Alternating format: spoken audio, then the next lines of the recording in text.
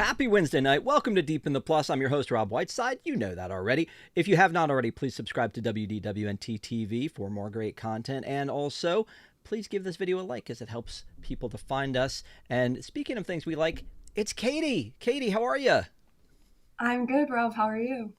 Very good. Thank you so much for doing this. We originally had another plan, and we subbed in Katie. We upgraded to Katie, and we're gonna do Brother Bear. I'd like to think we're doing Brother Bear because it's like Earth Day's coming up, and it's about the great spirits and man's relationship to nature and the land, and I like let's just say that's the reason for it, and not that Phil Collins is king. Yeah, we can go with the Earth Day route, but the other's valid. Yeah. So Phil Collins did the music for Tarzan. Amazing soundtrack. And then, I feel like Brother Bear's kind of like the little forgotten gem when it comes in there. I mean, it wasn't a huge box office success. It didn't win the Oscar that year because it was going up against Finding Nemo. And so I feel like it was a great like little movie that could, and I feel like it gets kind of lost in there because it's not really a musical, but it has a lot of music in it, and it's not really like I don't know. It sits in a weird space to me in that 2003 when it came out. When was the first time you saw this, and when you did, uh, did you have an instant love of this, or is this one that's kind of grown on you over the years? So, no, this is definitely one of the Disney movies I remember loving the most as a kid. This was like my era of Disney. Obviously, like Lilo and Stitch is probably the most prominent and known from this little period, but I think the animation style and just the thought and love that went into this period of films will always be memorable to me. So, Brother Bears, definitely in my top list, but we'll talk about that later. Yeah. So one of the things about Brother Bear to me is, again, I want to start off. We don't usually start off talking about the music, but I want to start off talking about the music from Phil Collins because, again, I love Phil Collins. I grew up with Genesis and Phil Collins and In the Air Tonight and Studio, all the greats. Nah, that one I'm not sure that one counts as a great, but I love Phil Collins and the music that he did for Tarzan. It's one of those things kind of like Elton John and Lion King. It's like this is an artist you knew, and they bring that to Disney and they make something even more amazing. And to me, Tarzan is amazing, stands on its own. It's awesome. But Brother Bear music, I've always thought it wasn't quite as it didn't connect with me in quite the same way. And in watching some of the behind the scenes, I figured out, I think, why is a lot of it is because they didn't let Phil sing his own songs. Tina Really? Turner, yeah. So Tina Turner does one. You had the Alabama boys were doing another one. So I think that originally, and maybe I'm wrong on this, but in watching some of the behind the scenes stuff, it looks like Phil Collins thought, I'm going to do Tarzan again. I'm going to come in, I'm going to write the songs, I'm going to sing the songs. And they were like, we don't want you to sing the songs because we want it to feel different. They like purposely wanted it to feel different. So they didn't want him to sing all of them. He sings some, but they didn't want him to sing all of them. I think that makes a difference. Not that I don't love Tina Turner singing in this. I think it was a great choice, but I mean, you tell me. Like in thinking back on it, you kind of wish Phil Collins sang all the songs, right? I kind of disagree on that one. I Whoa! I know, I'm sorry. I love Phil How dare Collins. you? I love the Tarzan soundtrack, but I thought this movie was just very earthy. And I there was a scene where Coda's talking about his mom, and all of a sudden there's this beautiful music tracking in the back, and then Phil Collins' voice starts playing. And I was like, probably could have done without anyone singing in this scene if there's like such a heavy moment in the movie. But I'm interesting to hear that you want more Phil Collins singing because I was thinking I do like the ones that he's in, but I think it'd be okay just instrumental too. One of my favorites is, and this is again not very similar to Tarzan. There's not really a lot of like moments where the characters sing. This is really more along the lines of its background music or its montage really music. It's the montage music when the music flares up, then we see a lot of scenes that kind of further the story along, as opposed to in something like Beauty and the Beast, those are showstoppers. When Lumiere sings "Be Our Guest," it is like, this is what we're doing, and it's not necessarily to forward the story along, but it's to have this moment, and we don't really have that in Tarzan or in Brother Bear, so they're very similar in that way. But the one that I do appreciate is when, and I don't know why I love this. I honestly don't. But when Coda is singing the whole "Tell Everybody," and then it's like they start to sing it, and then they merge it into Phil Collins doing it. I love that. I don't know why. It's a good Yeah, no, moment. that is definitely one of my favorite Disney songs. I love that one. And I've never even thought of it that way, but it is cool. The character starts the song off. And one of the things that I've been saying recently about movies like Strange World is that in Strange World you don't really have like notable music. There's nothing that ties you to it, and I think that in a lot of things like Moana and Encanto, we go back to those because we love singing those songs and we want to hear the soundtrack, and that kind of connects us with that. I think Tarzan, we get connected with that Phil Collins music, and I think a little bit with Brother Bear too, because I think it's just such an important part of this. And I get your point about it being a little bit more earthy and earth tones, and not in your face and dancing teacups and things like that. It really is more of a kind of a natural thing. But if that were the case, here's my argument about that. If that were the case, I would argue there needed to be more of an Inuit influence, because we're talking about, this movie takes place in Alaska, post Ice Age. The mammoths are still there. It's like, and the native vibe, I don't feel like is completely there. As a matter of fact, they do sing one of Phil Collins' songs. He wrote a song. And I don't want to Phil explain to you, by the way. If you already know this, you can stop me. But I so don't know. he wrote a song, and then they converted it to Inuit, and then they had like the Bulgarian choir sing it. And it's like, again, what? Like, Yeah, why interesting. didn't you have some of the native people sing this to make it more earthy, more, because again, it is about like a very visceral, like earth, like life and nature moment. So I'm There, surprised that they don't get that. yeah, I definitely agree. Watching this film back, I recently watched Moana for, I won't say the first time, but like the first time since it came out, probably. And I actually did, I really liked Moana.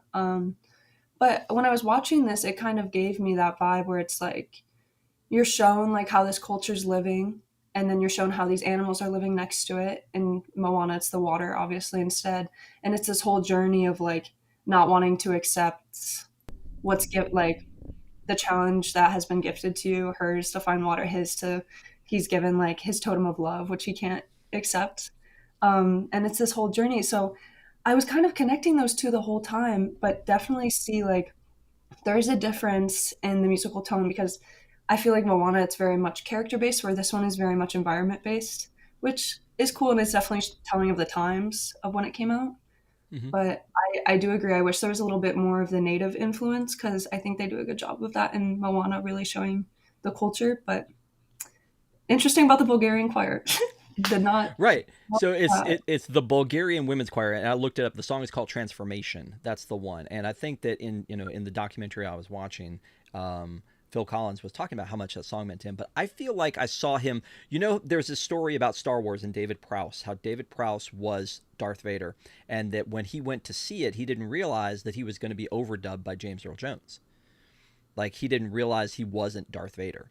And so he is and he isn't. I think it really kind of defaults to whoever the voice is, right? So I think that that's always James Earl Jones. But when he goes, when they were showing this, I feel like Phil was frustrated, because I feel like he was like, I thought I was going to sing this, and he was trying to make nice about it, like, oh yeah, I thought I was going to sing this, but I get that they're looking for something different, and then the directors are going, oh, we love Phil Collins and what he brings to it, but we wanted something different.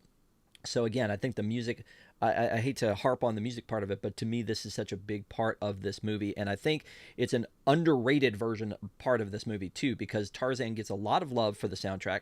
I think this one, Great Spirits, Welcome, On My Way, I mean, a lot of these songs, I Mhm. adore, and I forget, like you were saying, like you go back through and you watch these movies again, I forget how much I love these. Yeah, definitely. It was I definitely have like a few Disney soundtracks in my cycle, and this isn't one that always comes to mind, but if it comes on shuffle, I'm always glad I can.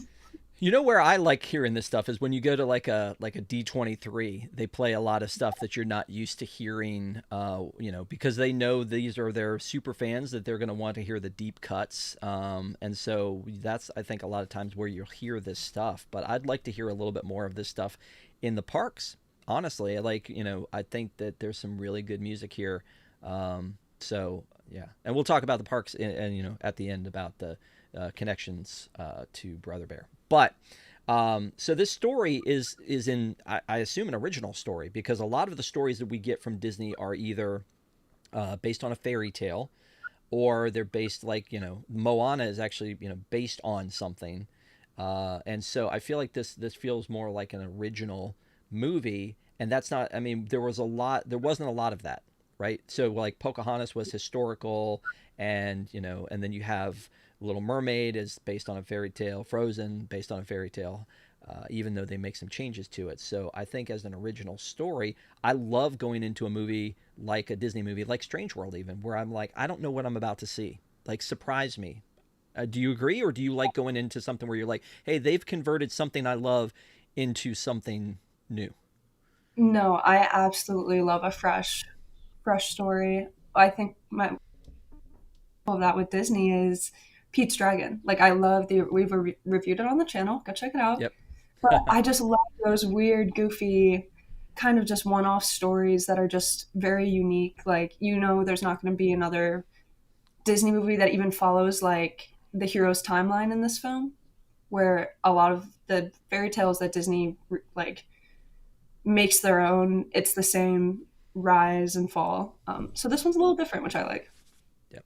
So in this movie, we meet these three brothers, Denahi, Sitka, and Kenai. And Kenai is like kind of our star.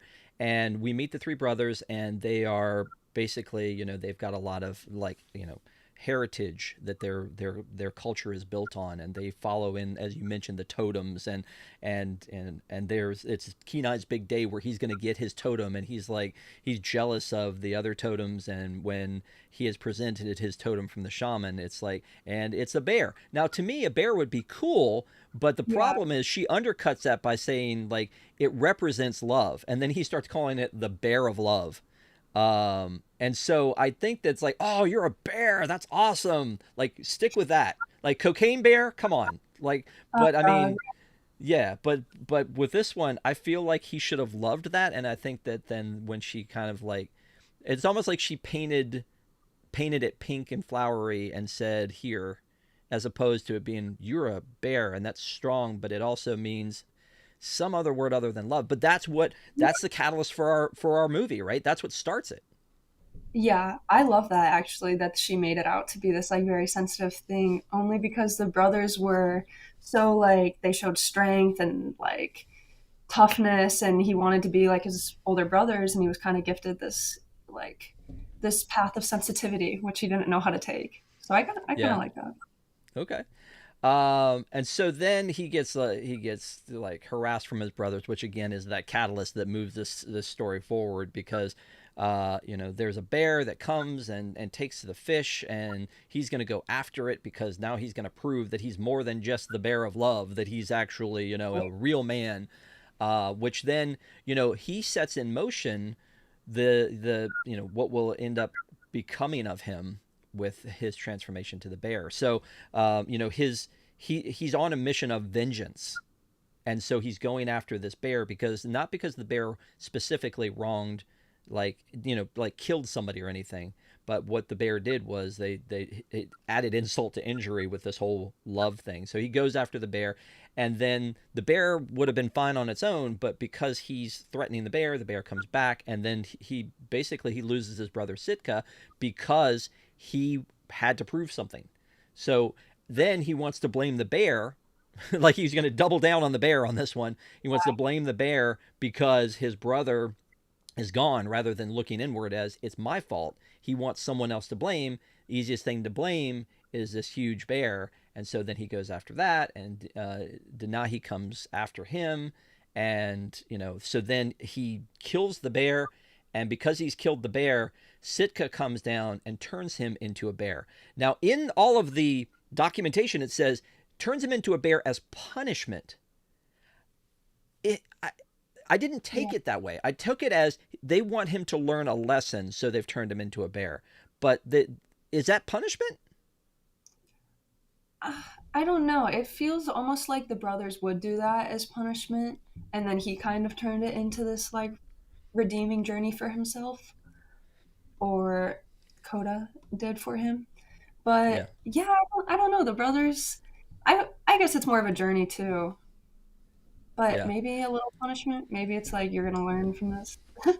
You gonna learn today. Yeah. So one thing that stood out to me, and I just could not get over it, was the similarities to another movie, To another movie. Brave. See, the one I was thinking of was Moana the whole time, but maybe it's Oh, just fresh in my mind. I just watched it. yeah, Brave is the one for me Brave? Okay, I've only seen Brave because like once. there's some supernatural process that turns someone into a bear, and then they have to go through a journey of discovery to undo it. That's true. I forgot the whole thing in that movie. You Yeah. you could You know what? describe both those movies this way Yeah, and go, that which one is am I true. talking about?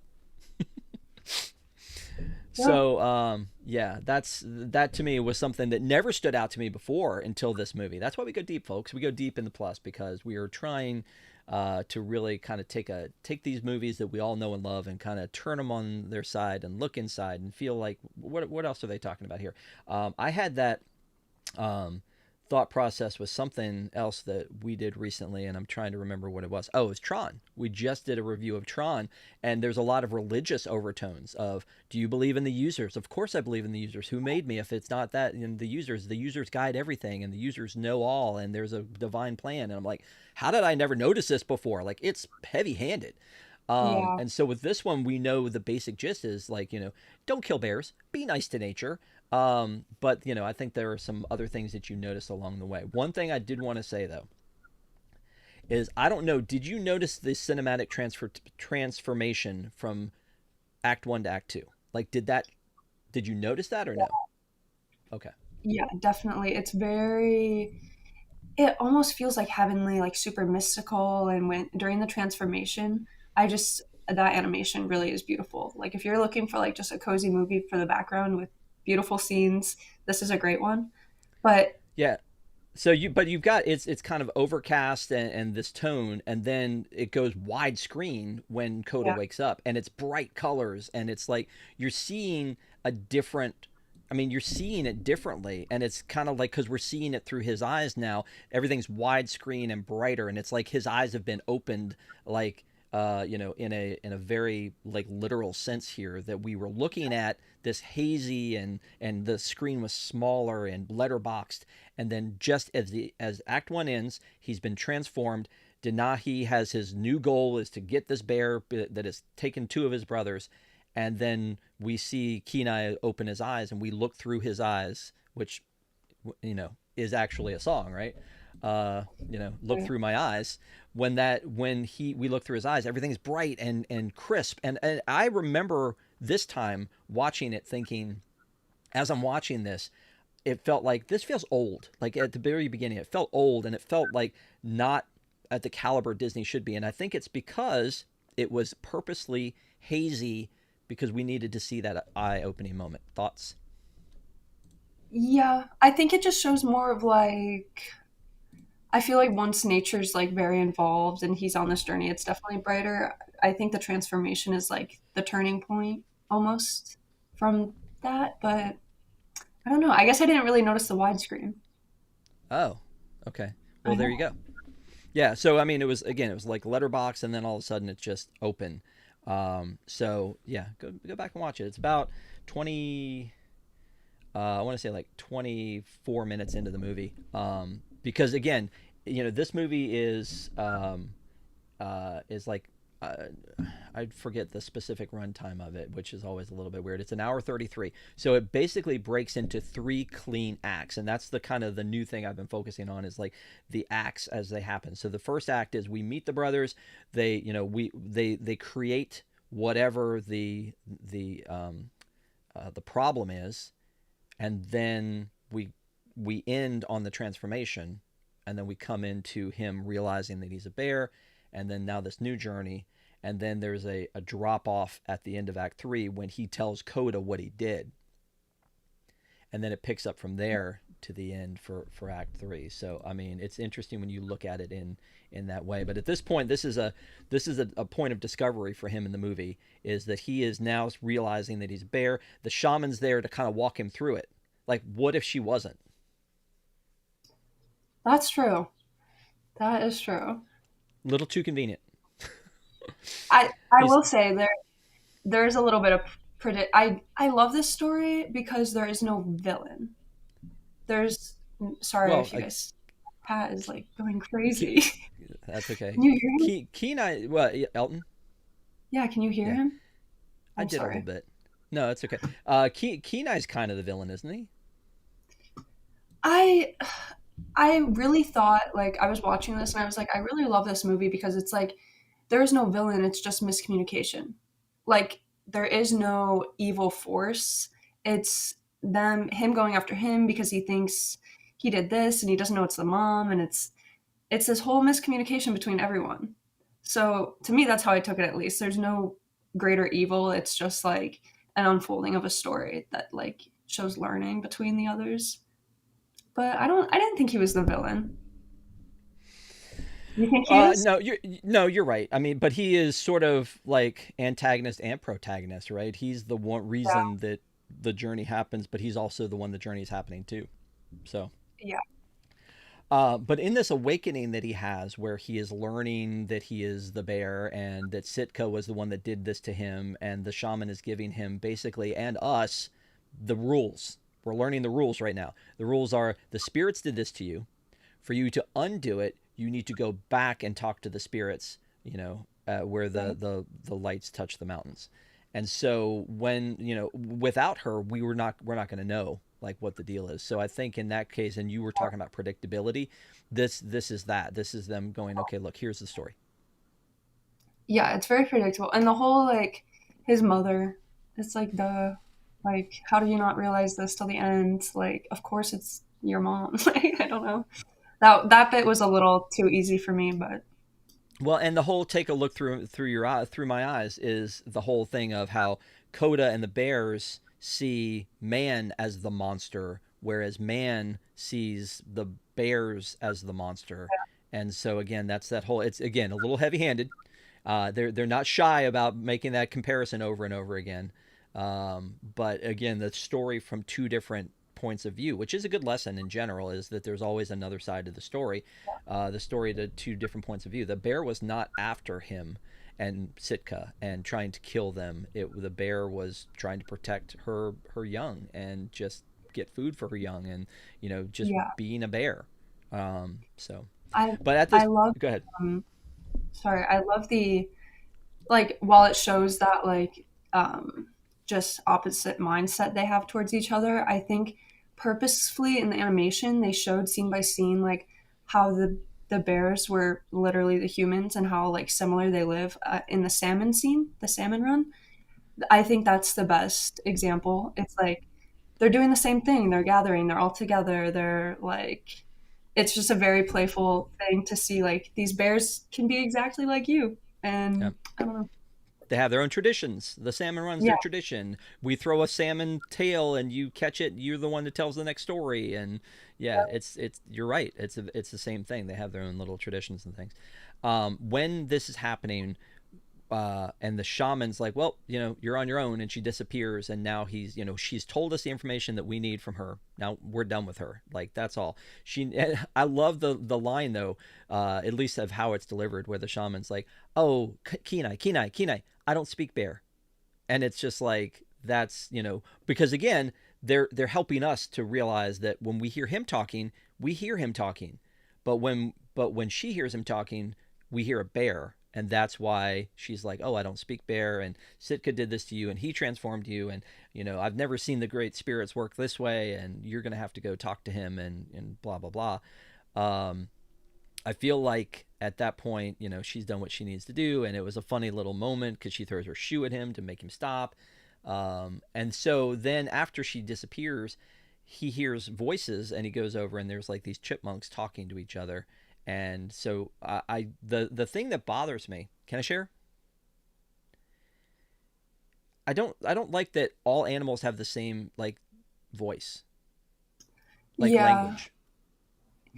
yeah, that's true. It's like I don't think they can. I don't know.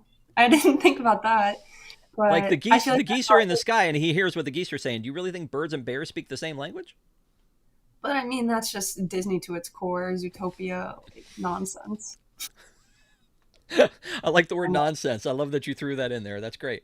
yeah, No, but I mean that honestly, again, I mean, I believe that Superman can fly if you explain to me the rules. He's from another planet. He gets this strength from our sun, and when he catapults himself into the sky, like you've explained the rules, that's fine. If he were to just, I mean, there you need to explain the rules to me, and I'm okay with it. But in this one, you don't explain the rules. You're just telling me that he can hear animals talk in the same like perfect sentence structure as humans, whether oh, it's a moose or a goose or a chipmunk. it another okay, this might raise a little heat, but another movie I really like from this time period is Home on the Range. Everyone hates that movie. I understand. But same goes for Home on the Range. How do the cows understand the goat and the it's like, yeah, yeah. What do you mean everybody hates that movie? I feel like that's a little bit of heaven way out west. Yeah, I agree. I love that movie. That was one of the first movies I remember seeing in theaters. I had the Daisy Cow plush. I loved that movie. But I I get a don't. lot of heat for people who like it. I'm not going to go out on the limb and say love, but I will say that I do think that's one we need to do on Deep in the Plus because I feel like most Yeah. people missed out on that one because it was in a weird Disney transition phase, right? So there are some movies like the Aristocats that are in a weird Disney transition phase from there. That was after Walt had passed away, and they had done Jungle Book, and that was the last one he had eyes on from the animated standpoint. But before we get to that, the Renaissance with the Little Mermaid, you have a lot of weirdness. Black Cauldron and Oliver and Company, and some movies that I love, but I think a lot of people miss out on or skip out on because they weren't as big a deal as the early stuff like Dumbo and Pinocchio and Bambi, and they weren't as big a deal as the Renaissance stuff with The Lion King and Aladdin and The Little Mermaid. So I feel like that movie Home on the Range sits in that, but it also sits on the edge of it was the last real hand drawn movie. Yeah. So Yeah, yeah, definitely. I mean they A lot came of back with people. Princess and the Frog, but I mean it was like we're ending it. We're gonna go Chicken Little. We're gonna do Meet the Robinsons and Bolt and this this computer animation. Then they're like, oh, you know what? Maybe we need to get back to hand drawn. And then they're like, oh, maybe not. Make up your mind. I like it. I like hand drawn, and I think we all kind of like that. It's funny that I feel like Henry Selick and stop action. You and I have done Nightmare and talked about Nightmare. I One of my favorites of all time, Nightmare Before Christmas. But you go back and you look how painstaking it is to do stop motion, and you're like, why are you doing this? Like you can use a computer and do this better and faster. Why are you doing this? And it's because it's an art form. And so I think that the same goes with hand drawn animation because it's an art form, and they found easier and cheaper ways to do it. South Park or TV tunes and things like that. But I think that it's an amazingly beautiful art form, and I think that they were getting to the point where they were so good at it that I feel like go back to that a little bit, do a little bit more hand drawn. And there's been rumors that they were going to. But yeah, that's my thing about Home on the Range. But let's get back to this one. So when he's hearing the voices, one of them he hears is are the two meese. Do we say meese when we're talking about more than one moose? Um, Most, most, yes. and they're in the voices are Dave Thomas and Rick Moranis, who Rick Moranis we know from Honey I Shrunk the Kids and Ghostbusters and a whole bunch of other cool things, and then he retired from acting after this. Like I think this was it. This was the one. Yeah. And then, but he and Dave Thomas were partners on a program called SCTV, which was like I think the Canadian version of Saturday Night Live. Second City Television was a whole comedy troupe, and a lot of people from SNL actually came from SCTV. So they were in a bit that they would do called the Great White North, where there would basically be like two hosers sitting around talking and that's basically like these moose. Like this is them. Like this is them doing that, and it's like, oh, this is it, eh? Yep, oh, this is it, and So I mean, I don't know if you're familiar with that source material or not, or and my great No, impression of them. I've never seen that. That's really cool. I love Rick Moranis, but that's cool. Did not Yeah, realize. it's Bob and Doug McKenzie are the characters, and they're the McKenzie brothers, and that's really what Rut and Took are. They're the McKenzie brothers. That's it. Like That's if you awesome. know that bit at all, that's them. And so it's so funny to me that like that's a thing that exists. But like Gilbert Gottfried and some of these other like Andrea Martin and Eugene Levy were all SCTV folks, and so they all were kind of working together at that time. And so to see where like some of them, I think Catherine O'Hara even was in that mix. So I think seeing that a lot of these people have some at some point aligned themselves with Disney is kind of neat to see. But go back and check that out, The Great White North. But it's dumb. It's stupid. It is so stupid. It's like Beavis and Butthead before Beavis and Butthead. That's hilarious. I will need to look it up. But yeah, that's what they are, and so they do their bit, and they're like I guess the comic relief along the way. And then he steps into a trap, and that we don't know at the time, but was set by his brother, and then here comes Coda, and Coda's freaking adorable. Like I feel like I Yeah. might have even at I was probably too old to have a stuffed animal, but I'm pretty sure I had a stuffed Coda.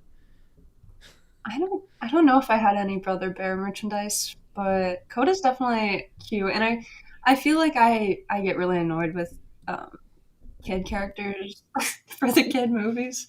Sorry, but a lot of children characters in animation can just always play the like annoying card, and while Coda does play that, and he's this annoying little brother to him, he's still so personable. You care about him. Funny, like funny enough where it's not too much, I guess. Yeah, he was. Jeremy Suarez was at the time. He was on a TV show called Bernie Mac. Yeah. Like the time that this came out. So, um, this is some stuff about Bernie Mac. I thought I had a pic of Jeremy Suarez on here, but there he is. Anyway, so but he was basically exactly the same thing. He wasn't being anything different than he was his character from Bernie Mac. But he also um, did a little bit of a voice, and I think we talked about this on Treasure Planet. Like at the very end of Treasure Planet, there was supposed to be, or no, it's in the cut scenes. He was a little alien who needed help, and he was Jim was coming over to help him, and then the guy's dad steps in. So like he had voiced that, which was before the Brother Bear bit. So he would have been in a Disney movie before this, but I think this was his only movie to be in. But if you go back and watch Bernie Mac, like that's him. Like he is that exact character. Um, Yeah. so anyway, I mean it is really neat though. Like the I'm on my way like montage that they do where they're you know It is a great montage. It is so pretty. It's definitely like just very reminiscent of the time. It gives me so much nostalgia watching yeah this one. yeah. Yeah. I mean I don't and it's good. I'm a harsh reviewer, I would say, with my animated movies, but this is really one that I just like it's hard for me to be mad towards in any sense. Like it's a pretty good feel good movie. Yeah. And I think it's well put together. There's the part where they're up on the hill and the wind is they're catching the wind and then they fall down the mountain. I'm pretty sure they would have been dead just by the Yeah. way, like when they did that. But There this is were kind of where Kenai stops being annoyed by Coda. At this point, he is annoyed by the fact that his brother is dead. It's his fault, but he doesn't want to own up to it. He's been turned into a bear, and now another bear has come along to try to help him, and he doesn't want to have anything to do with it. And then the bear becomes clingy, and that's kind of like the whole kid thing you were talking about. The bear becomes like he needs him, but we don't really know that it's because his mother is gone. And then as that unfolds, then you're right. You do put the pieces together and go, you know what? I'm pretty sure I know what happened to his mom. right, right. Yeah, unless it's just coincidence, but that is probably my one flaw, the movie, but they had to. I get it. Yeah. Um, the landscapes are pretty cool. But there's a lot of differing terrain because the environments are snowy and then like the flowers and warm. Like I don't know how much time has passed between when he gets turned into a bear and when he's on the mountaintop because again, sometimes it feels like it's winter and sometimes it feels like it's spring. And like I can't, and I get that you could have those different environments, but not in the span of time that it would take a bear to move that way. You see what I'm saying? Like I get that there could be snow on top of a mountain in California, and people could still be riding waves, off the Santa Monica Pier. I get that. Yeah, I didn't even really once flew over my head again because I'm just loving That's the why I'm here. landscape. That's why Rob's here. But I mean, I live in California and that's very doable to be in the snow and then flower fields. But I just like to imagine they had, I don't know how long their journey was. In my head, it's only a few days, but it could have been months. We don't know. Yeah, but I agree. But it's one of those things where like they're in the village and they're dressed in what I assume are Yeah. Eskimo clothes of the time, and they so they're dressed very warmly. But then there's like the flowers, right? Like the whole dandelion field that he goes through, and so I'm just like, where do these things It happen? was, And then the salmon run, and like yeah, I it's don't know. summer. I It almost was feel like whatever. they Yeah, I almost feel like they went in and just said to themselves, what would look pretty? Yeah, whatever's aesthetic and Yeah. drawing people to the eye. Yeah. But that's another thing I never thought about. Where and when was this movie when I was watching it the first time? Like I said, it takes place in like an Inuit village in the north. I saw a listing of Alaska, but I mean it could be Canada, and again that would explain the moose and the A and all that kind of stuff that they're doing. And it's supposed to be around the time of the Ice Age because the mammoths are still there and walking around. They ride the mammoths, which how did that happen? How did you get the moose up on top of the mammoth? I don't really know. Yeah. But that's a whole bit too. I love that bit. It's dumb as all get out, but again, but Bob and Doug McKenzie, the I Spy It's, game. I spy with my little. Is it a tree? Yep. Okay, you go. I spy with a tree. Yep. All oh right. my, as a kid, I remember like that's a line I'll never forget because as a kid, that's just so funny. But Yeah. Yeah. No, I think that.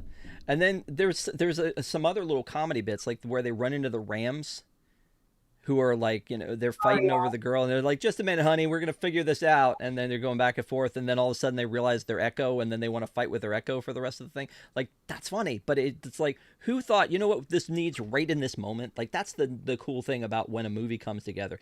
Who thought to themselves, you know what, we need another little something. Well, what if it was two rams and they're button heads and then all of a sudden they realize that there's an echo and then they fight with it forever? yeah. I don't know the creative minds behind Brother Bear, but I kind of love the like casualness in this movie.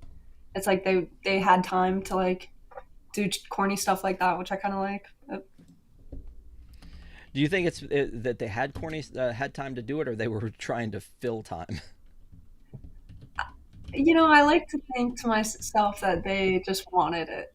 That it was like a want, like, hey, we should have some like humanized interaction between the animals as Disney loves to personify everything.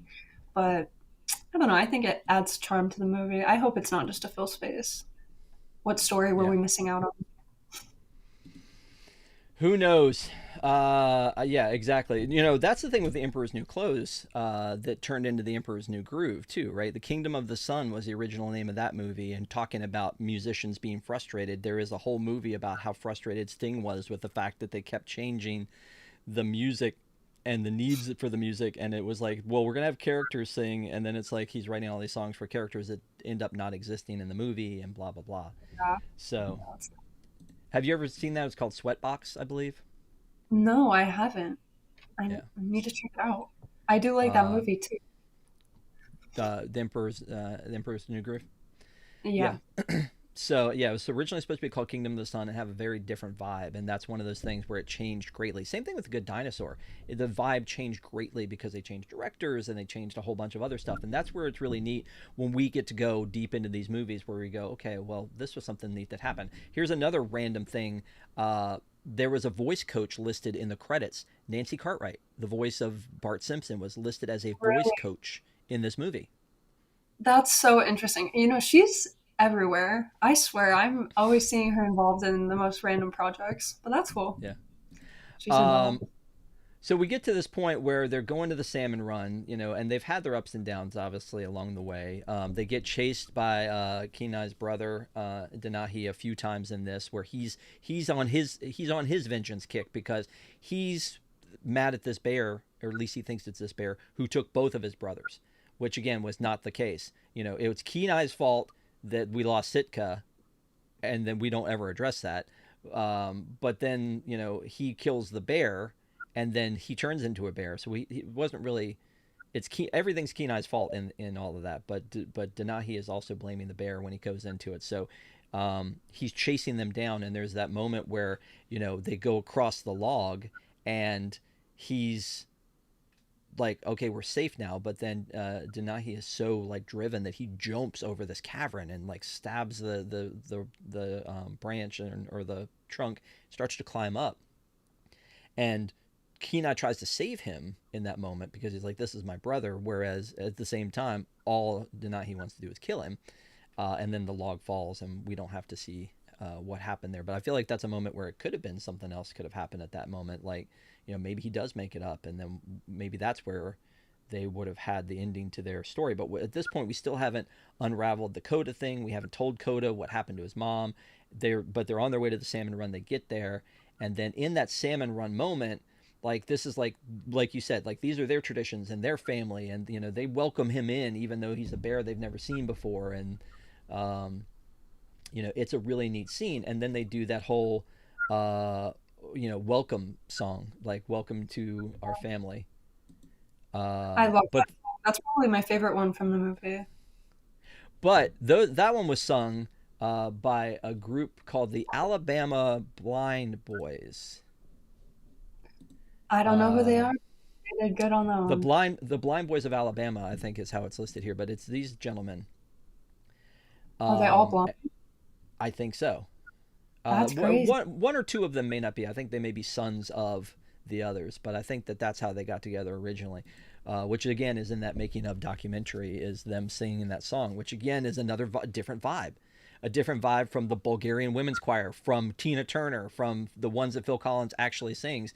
So there's so much variety in this one. A lot of times you don't get that variety until the end, when they play the 98 Degrees version with Stevie Wonder at the end of Mulan or whatever. You don't really get that interaction. But with this one, because the characters aren't singing, someone else has to.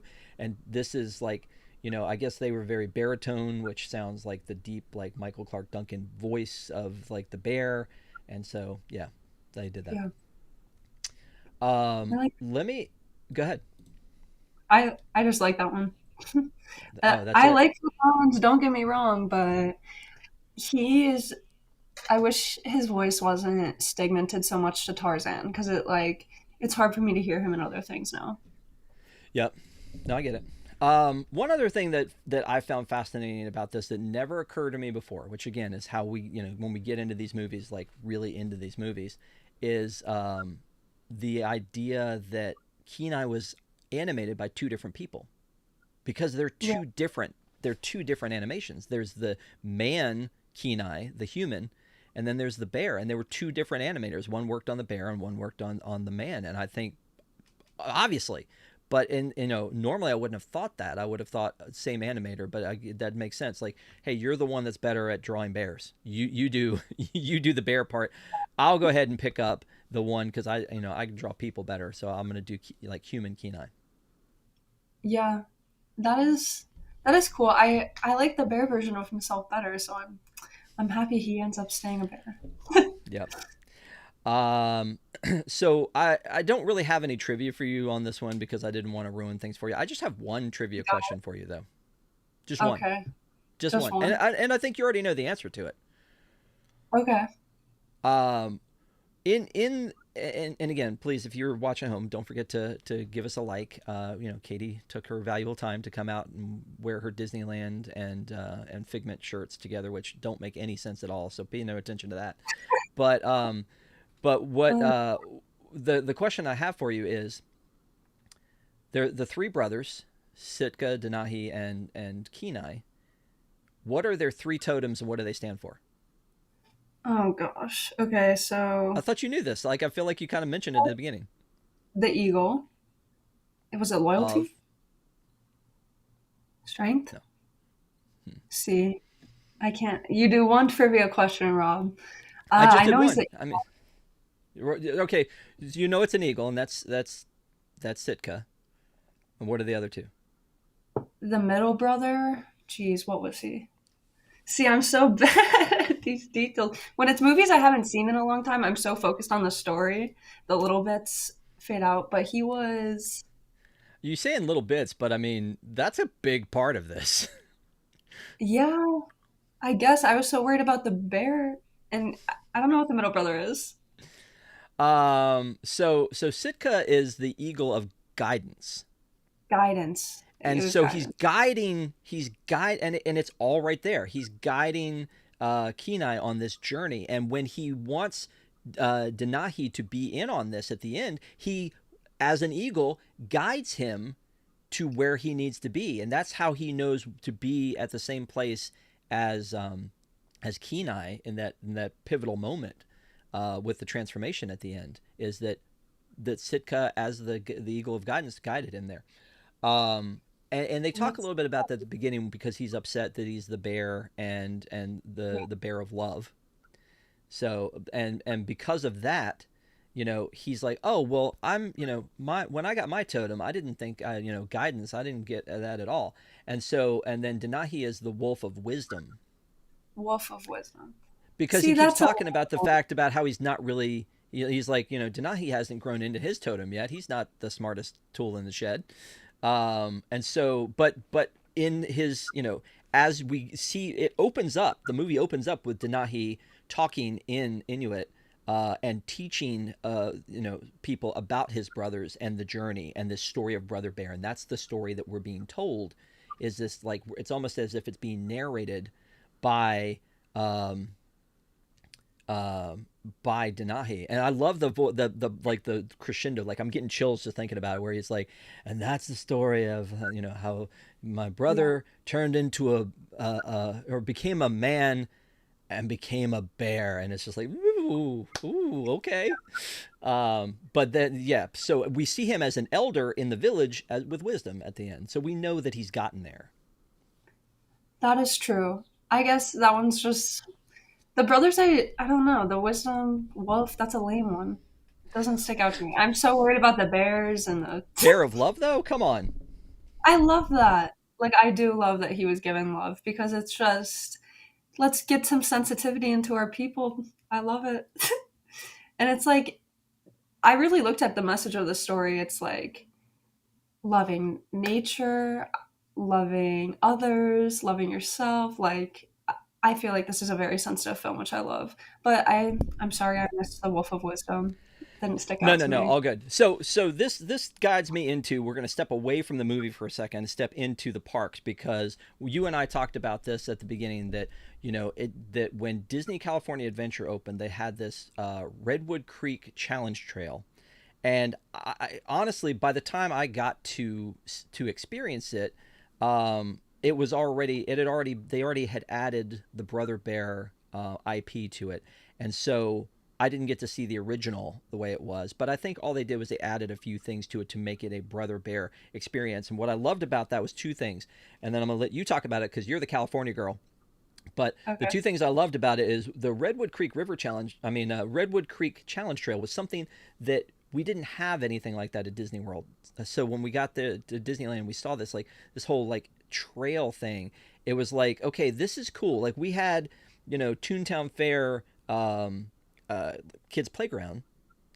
We had the Honey I Shrunk the Kids playground, but this is like that, but much more wide open, much more to do. And I think you could almost like I think my kids would have loved to have just spent the entire day in there doing Oh my that. So yeah, I mean it was fun, and so I loved that it had Brother Bear because you didn't see Brother Bear as an IP anywhere else, and it made sense. And then I also love that it was something they hadn't seen before, like the zip lines and stuff. I'm like, in a Disney park, we're really doing this. This is awesome. You talk about it. Absolutely. So I grew up in Chicago, going to Orlando mostly as a kid because it's quicker to go to Florida than California.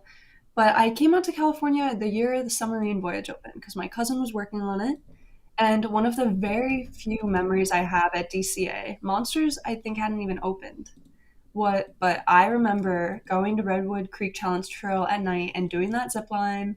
And it was as a kid, like who had just seen that movie, it was so just like in another world. They have if you go to the back of the trail, there's some caves, and you can actually go in the caves and press your hand up on the rock, and it'll tell you which spirit animal you are, and it does this whole guidance show.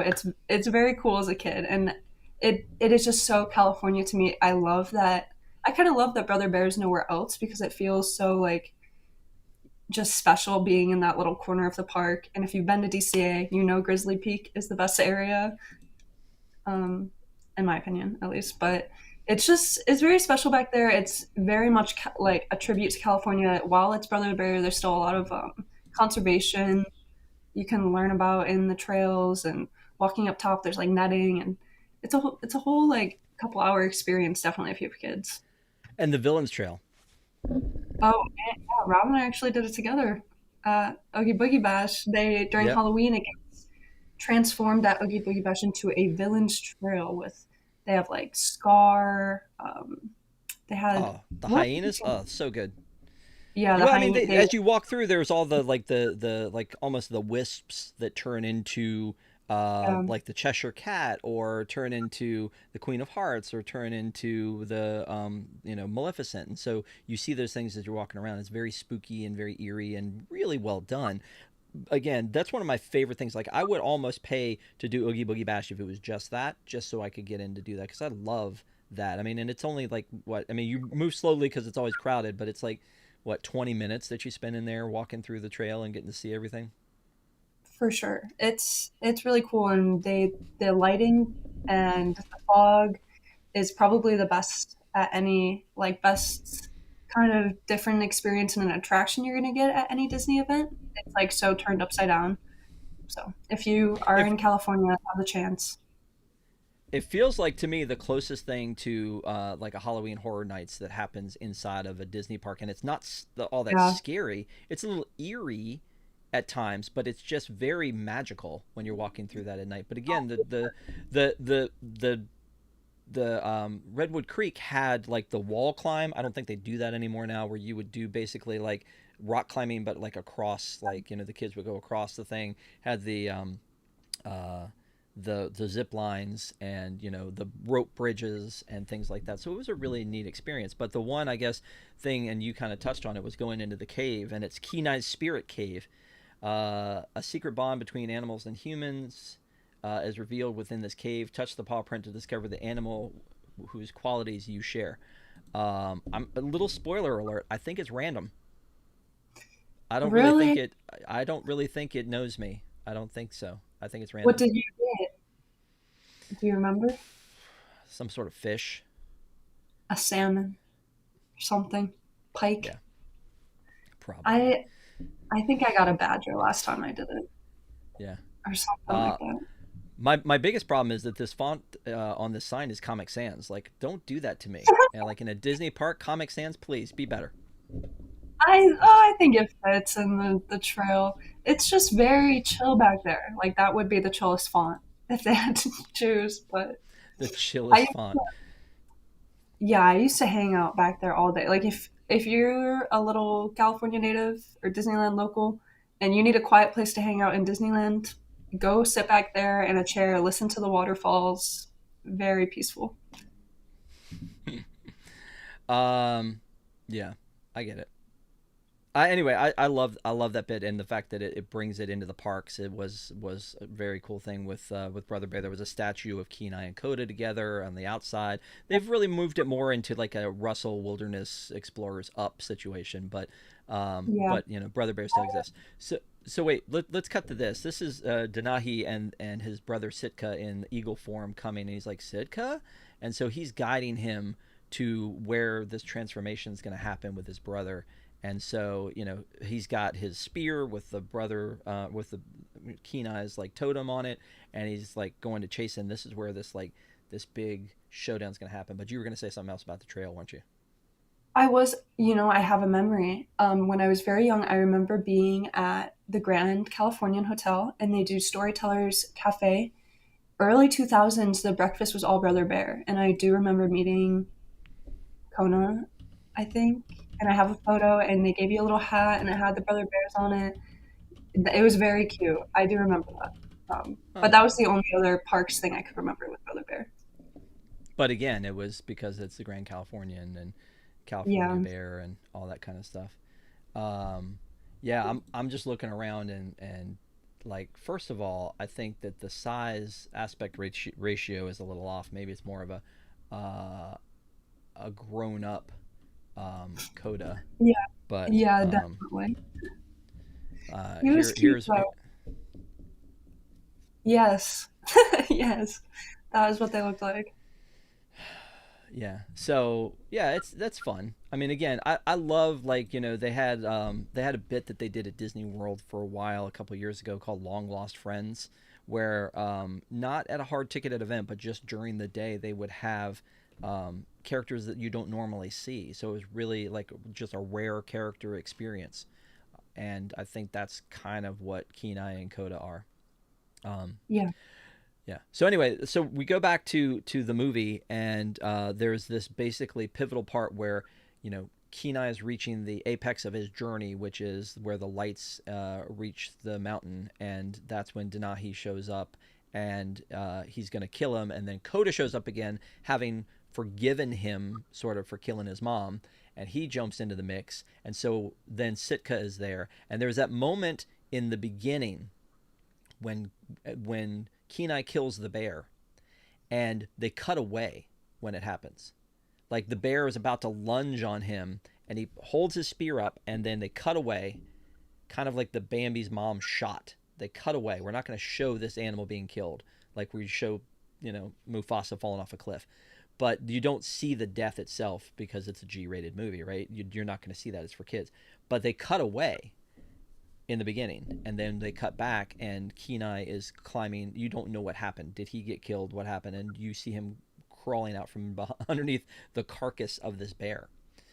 And then you know, in this magical mystery thing that is happening, the spirits take away the mother bear body and turn Kenai into a bear, so that when Denahi gets to the top, expecting to see a bear, he sees the bear that he thinks is the one, and that's what sets Denahi on his journey. Is that they've basically framed Kenai at this point by taking Yeah. away the body of the mom, and like there it's like, yep, there's your bear, go kill him, you know, okay.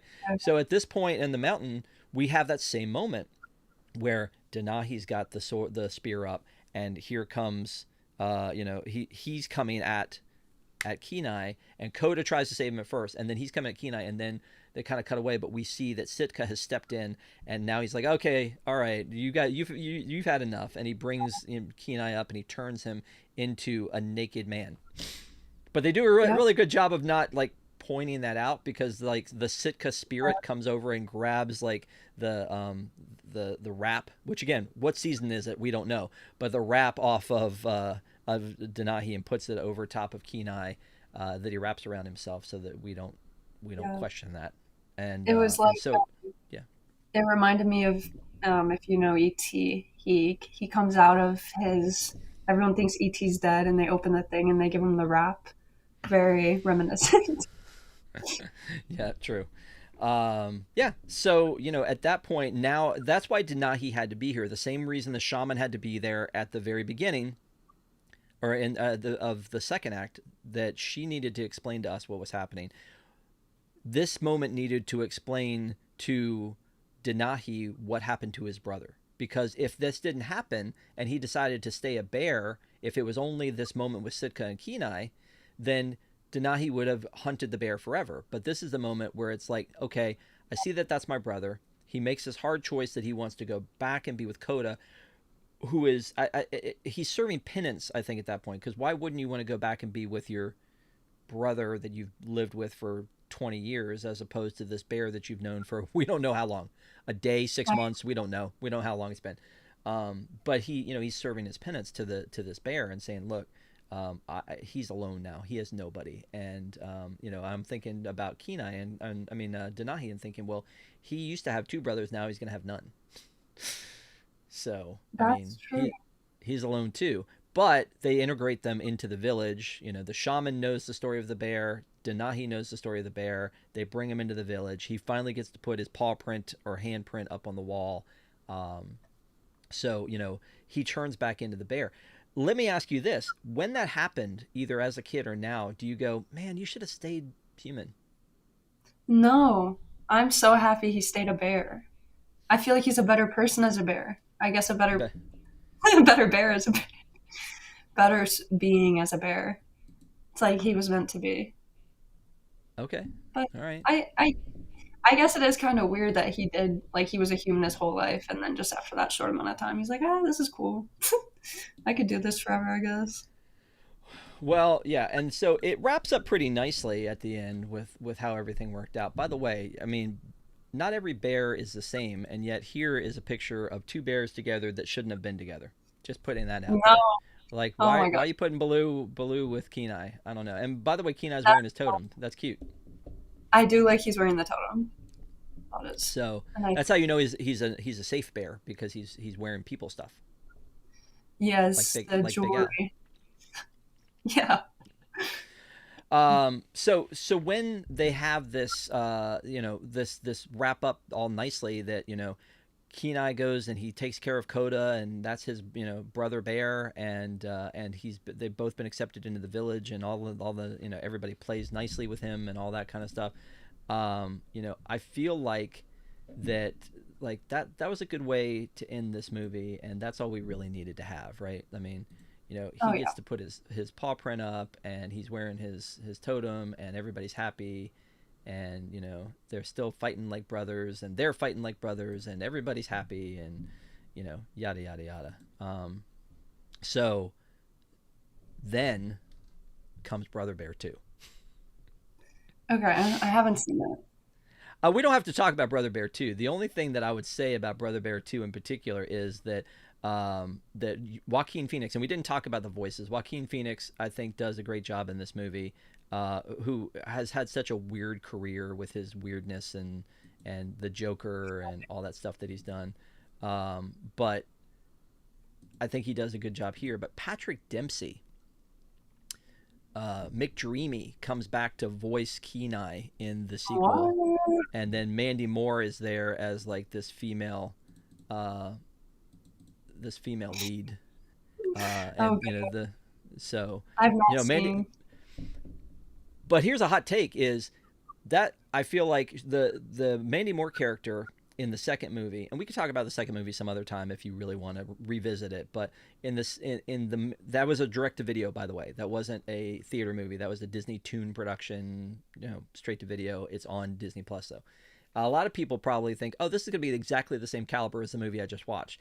Jeremy Suarez comes back as Coda, but Mandy Moore is new, and Patrick Dempsey is new.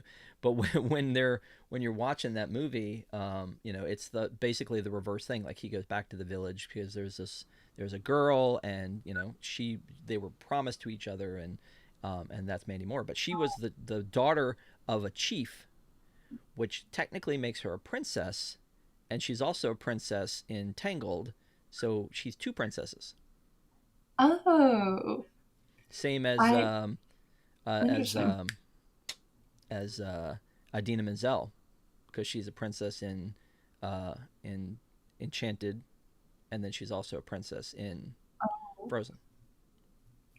Double princess gang. Yep. By the way, as I was watching this movie, one thing popped out at me, and I don't know if I should say this or not, but this looked so much like Lilo. Yeah, the animation the whole time was reminding me of Lilo and Stitch very much. Yeah, but She like does the look like facial, yeah, the facial features and everything. It's just like, and for some reason they zoom in on that little girl in the beginning, and it's when Kenai's getting his totem presented to him. They zoom in on her, and she becomes like a focus, and I don't know why, but I guess it's just because like she's excited that there's a ceremony going on and she's a part of it. I don't know, but it was an interesting take to focus on her. You know, we're seeing the adults and we're seeing it at her level and all that. But I was like, man, that looks just like Lilo. Like this was the actual last movie I believe that was done at the Disney MGM Studios animation before they shut it down. was it? I So was wondering. and I think Stitch was the first. So That's wild. What a time. I know. Remember when they used to do that? They make movies, and sometimes they Yeah. would do half of it there. Sometimes they would do the whole thing. But yeah, this I think was the last one that was done at the animation studios, which then became like a shell of itself, and then it became Star Wars Launch Bay, and now it's kind of just garbage. Poor Hollywood studios. Poor Animation Courtyard in general, right? Like you Yeah. got three shops back there that are closed. The Disney Junior Live is the dance party is basically the only thing going on back there. Little Mermaid's still closed. Launch Bay has like a couple meet and greets, but it's not what it used to be. All right, Yeah, the whole area of the park needs some TLC. yeah, don't go chasing waterfalls. Yeah. Anyway, so I think we talked about everything we need to talk about with this. And again, thanks for coming in and talking about this one. And again, let's just go ahead and chalk it up that it's because it was Earth Day coming up, and we wanted to kind of give a salute there. But with all of the stuff we talked about, the Phil Collins music, the animation, the story itself, this is the time, Katie. And I feel like I know your answer to this. It's going to be pretty obvious, but let the people know. Would you recommend this movie? I would 100% recommend this movie if you are on Disney Plus wondering how to go deeper and you don't know how. This is a perfect one to throw on because it's very, to me, it's reminiscent of a period of Disney I love very much. That's just a little cozy, nostalgic. Maybe it's my age and when it came out, but I feel like that stands true for any viewer. If you're in California, I'm sure you have some epitome towards it as well because of the area at DCA. So to me, it will always be a fun, like easy loving story with good characters, good music, good animation that I think will always hold a place in the Disney catalog. So next time you're looking for something new, definitely recommend checking out Brother Bear. Yeah, I agree with you. I think Brother Bear is actually a lost classic. I feel like, I mean, it was the 44th full length Disney animated feature. And I feel like not enough people probably have seen it. So if you're looking to go back into the archives and you don't want to go way back to something like Fun and Fancy Free or Saludos Amigos, you could go in and watch Brother Bear because I think a lot of people missed this one and Home on the Range and maybe even Meet the Robinsons and a couple others. And I'm sure we'll do some reviews of some of those as well down the road. But with this one, it's I love this movie. I think it's very special. I think it's very heartwarming. It's an easy watch. It's 90 minutes. And I think it has some good themes in it and some good storytelling to it, and it's original. And it took me by surprise when I first watched it. And I think that they really did an amazing job with all of the pieces of this, whether it was the animation or the music or the story. And so I would highly recommend this one if you've never seen it. And again, I think it's a different experience when you sit here and you listen to us talk about it. It doesn't necessarily mean that you've heard the whole story. So if you've never watched it, go watch it. If you've watched it already, go back and watch it again because it's probably been too long since you've watched it. Um, Coming up real quick on Deep in the Plus, we've got 2 weeks ago we had Tron. Last week we had Toy Story 4. We're doing Brother Bear this week. Next week we're going to be doing Sound of Music with Ron, And then the week after that, our good friend Allison will come back and do Mrs. Doubtfire with us. And then we've got Mando after that. And then hopefully somewhere down the road, Katie, we'll get you back to do another review. Maybe it's Home on the Range. Maybe it's Home on the Range. I do love that movie. That'd be I fun. still, I still want you to do the Peanuts movie. I mean, Oh, it's not. I mean, I know that you're a Snoopy stan. hard Snoopy stan. I love some Snoopy. So So he's just the best. the Snoopster. Yeah. I mean, and again, whatever you're down for, and whenever you're down for it, please come back, and because we love having you on. So thank you so much. Thanks for having me. And thank you guys for watching. And don't forget that we've got Park Center coming up on Sunday. So we hope to see you then. In the meantime, have a great week. See you next time.